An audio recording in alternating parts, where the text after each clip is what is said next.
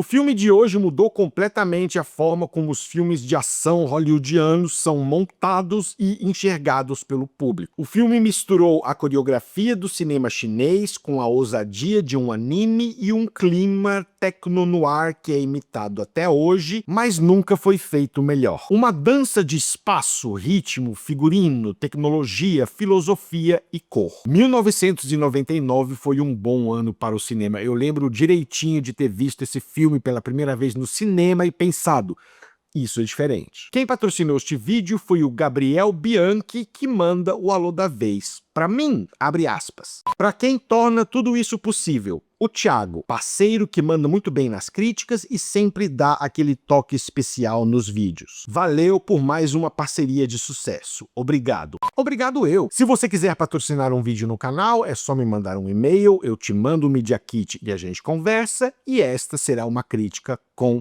spoilers. Vamos lá? I know Kung Fu. Vamos lá.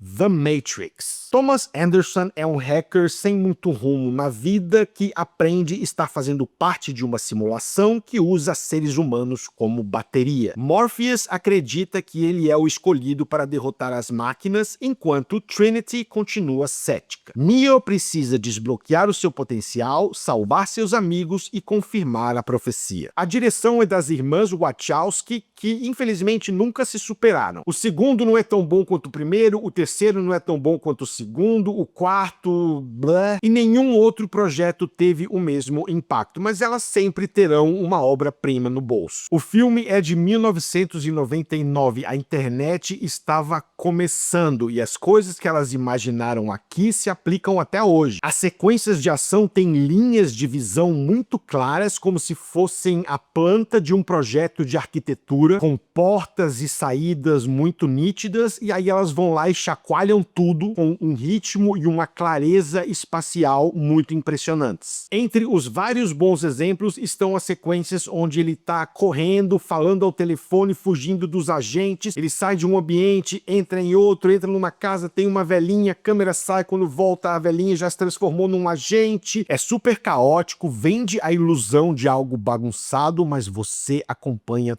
tudo. Você sabe exatamente o que está acontecendo, onde os personagens estão, onde eles estão tentando chegar, quais são os obstáculos, não há atalhos ou truques baratos para meio que disfarçar certo. Não, aqui é tudo muito claro. E eu gosto muito da maneira como os movimentos são estendidos. Tem uma hora no finalzinho, quando o Neo finalmente desbloqueia todos os poderes dele, que ele dá um chute e a perna dele fica no ar uns 14 segundos. É muito bom. Você vê cada golpe em sua plenitude, a preparação, o impacto e a conclusão. Os efeitos visuais inovaram com o bullet time, utilizado para dobrar as leis da física, composto por um anel de câmeras que permitia orbitar uma decisão congelada no meio de uma ação e depois cair de volta no tempo real, criando algumas das cenas mais icônicas do gênero. Ele desviando das balas é muito bom, a luta do metrô é sensacional, não é só pela boa coreografia, é pelo que está em jogo. Quando eles vão tentar salvar o Morpheus, por exemplo, tem um dos diálogos mais legais do filme, ele fala guns, lots and lots of guns, aí vem um monte de armas e tal. Como uma simples sequência de tiroteio já seria legal pra caramba, eles andando na parede, desacelera, aquela coisa toda, mas tem uma missão importante ali. A montagem é o motor secreto do filme com um padrão aperta, solta, revela. Além de deixar as sequências de ação muito vistosas, elas são muito coerentes. A luta do Morpheus com o Neo, por exemplo, começa com um plano de estabelecimento super aberto e você imediatamente reage falando: oh, essa luta promete. Aí na segunda batida a câmera vai para planos médios das mãos e dos pés, educando o espectador sobre o que está acontecendo. Depois reseta tudo e depois fecha de novo, ficando mais íntimo ainda, indo para os olhos do Neo no final da sequência. A batida seguinte intensifica mais ainda com planos mais curtos. É sensacional, pessoal. A trilha do Don Davis é uma sinfonia de metal cheia de texturas industriais. O design de som transforma o concreto em algo sensorial. Os barulhinhos desse filme são os melhores. Eu não vou saber fazer, mas tem que uma maciez,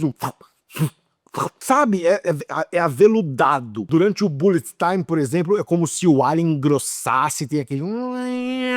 Os sentinelas têm um zumbido nervoso, eles aparecem pouco, mas dá um medo absurdo, parece uma aranha metálica gigante, desgovernada, que voa. Até a poeira parece ter som aqui. O filme tem uma musicalidade sensorial tecnológica fortíssima. A fotografia do Bill Pope divide os mundos pela paleta. O visual cyberpunk do filme é referência até hoje, com um grading esverdeado e com baixo contraste, sugerindo um mundo codificado, enquanto o mundo real adota azuis frios e tons dessaturados. A câmera combina composições simétricas para reforçar o tema de controle. O design de produção deixa os espaços corporativos lisos e retilíneos, enquanto o mundo real é cheio de metal costurado, ferrugem e cabos pendurados. O figurino é sensacional, o látex e o couro criam silhuetas perfeitas. É como se o tecido sinalizasse o caráter surreal daquele ambiente. Os óculos, por exemplo, servem como escudos emocionais, é tanto que os personagens só tiram em momentos de vulnerabilidade. O roteiro trabalha uma narrativa de escolha versus controle. O filme também fala de trabalho e alienação, aqueles cubículozinhos uniformes onde o Neo trabalha no começo do filme. Parece um dispositivo de baterias, o que as pessoas de fato são. Outro tema forte aqui é a autonomeação e a identidade. Quem é você? Como você se enxerga? Ele é o Thomas Anderson ou ele é o Neo? E o que muda uma vez que ele se aceita? Tem até muito subtexto aí. Alguns conceitos filosóficos são bem simplificados aqui, como a ideia da ignorância como uma bênção. Eu vou chegar lá. E a exposição aqui é feita de maneira muito habilidosa, principalmente no primeiro ato, com enigmas, mensagens de duplo sentido, pequenas pistas. Depois, quando Morpheus entra na jogada, a exposição fica mais escancarada, mas é por necessidade, porque o público precisa entender o que é o Matrix. O texto equilibra bem a filosofia pop com motores narrativos práticos. De um lado você tem a alegoria da caverna, a natureza da realidade, destino, livre-arbítrio, etc. E do outro você tem missões muito claras, objetivos mensuráveis. O filme não fica viajando, ele é bastante filosófico, mas na hora de temos que ir de A para B, o objetivo dos personagens é muito claro, é muito bem organizado. A profecia do Neo é a coluna vertebral emocional do filme, mas o triângulo principal organiza o conflito em torno de fé, dúvida e confiança. E a virada central leva o filme para um lugar que resolve os dois arcos simultaneamente. De um lado, o arco de autoconhecimento do Neo e do outro, o combate contra o sistema. Vamos falar do elenco. O Keanu Reeves faz o Neo e ele tá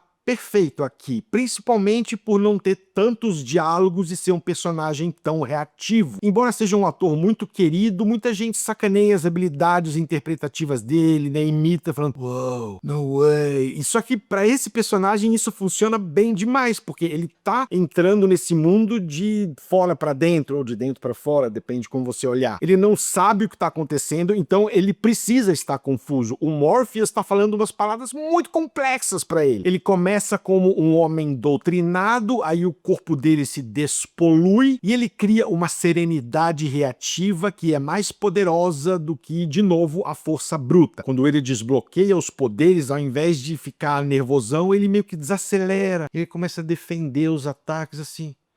Claro que ele tem um momento de fazer pose, né, e aquela coisa do vem cá e tal, tudo isso tá presente aqui, mas os momentos mais poderosos do personagem, ele tá num estado de contemplação, é muito bom. A Carrie-Anne Moss faz a Trinity, minha personagem preferida do filme. Ela é precisa sem ser fria. Ela trata a crença como uma manutenção forçada, algo que ela quer abandonar, mas sabe que lá no fundo ela quer acreditar. Eu gosto muito da cena no finalzinho, quando ele tá apanhando e você acha que a esperança está acabando, e é ela que tira o Neo do coma, né? Fala, vamos lá, Neo, levanta, come on!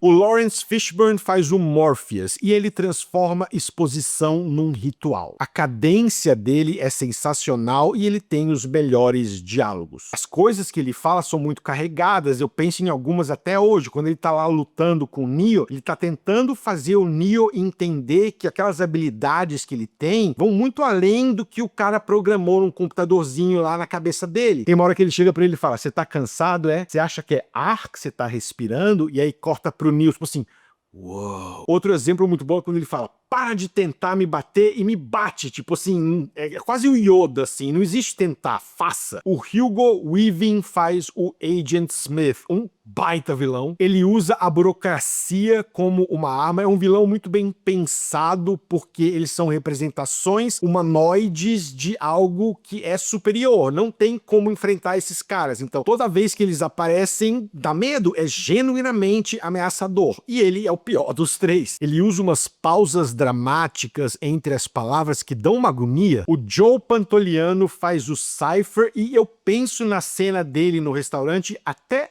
hoje. É mais um exemplo de um texto muito bem pensado, porque de um lado, beleza, você pode dispensar o cara como um traidor babacão, mas ele tá totalmente errado. Você ia querer viver naquelas condições? Será que não é melhor ter uma vida de luxo, ainda que ela seja de mentirinha? Você não vai saber. E pra fechar, temos a Gloria Foster fazendo a Oráculo. A exposição da personagem tem um tom muito acolhedor, a bagunça naquela cozinha faz com que o destino pareça algo doméstico, dá um conforto. É difícil de explicar, mas dá. E ela não manda ninguém fazer nada, ela apenas calibra a causalidade. Eu gosto muito daquela parte onde ela fala, você pegou esse vaso porque eu te avisei que o vaso ia cair, se eu não tivesse avisado o vaso nunca teria caído, ou o vaso caiu porque eu avisei? Mais uma personagem muito bem escrita. The Matrix é um filme que uniu ação legível, um mundo muito criativo e uma metafísica acessível. É uma mitologia cromada, você sente o design de produção, você discute as ideias, você analisa as entrelinhas e lê o significado dos combates, não é só porrada, cada soco tem um significado adicional. E os efeitos visuais são usados sim como espetáculo, mas também como psicologia, algo que muitos filmes modernos parecem ter esquecido. Nota...